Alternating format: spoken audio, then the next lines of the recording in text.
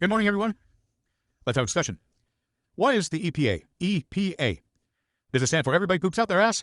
Well, it should, because they're full of crap. They're making decisions that are affecting our lives personally. As a truck driver, I don't appreciate the things they are doing. In fact, I'm quite pissed off at the things they're doing. They're trying to claim that what they're doing is going to save our environment. It's going to protect us in the future. Our world is just fine, people. Climate change is an absolute farce.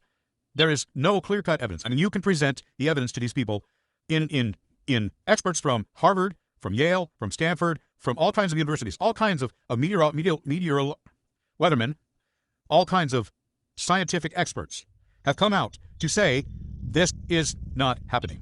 But when the government gets something in their head that they want to do it, by God, there's no stopping them. There's no stopping the Environmental Protection Agency. They are doing, right now, they are mandating with the stroke of a pen and with Biden's signature, they are mandating that combustion engines be made more difficult to build. They have to pass more stringent, strict tests and strict guidelines in order to make them environmentally friendly. This is an impossibility. What's going to end up happening is they will not be able to create the engines that meet the standards that the EPA has set out, and therefore they will force us into electric vehicles.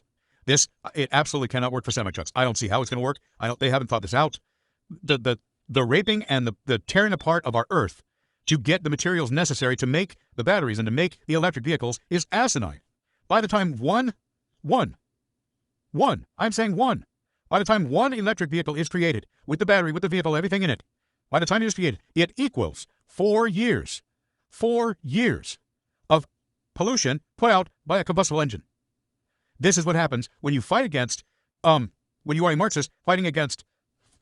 So this is what you get when you fight Marxism against capitalism. Capitalism is done to benefit and help people, and it has been successful for over 100 years. But all of a sudden, you get these college boys who graduate and they get some weird idea that they are bettering the environment by making these changes, and they haven't thought it out.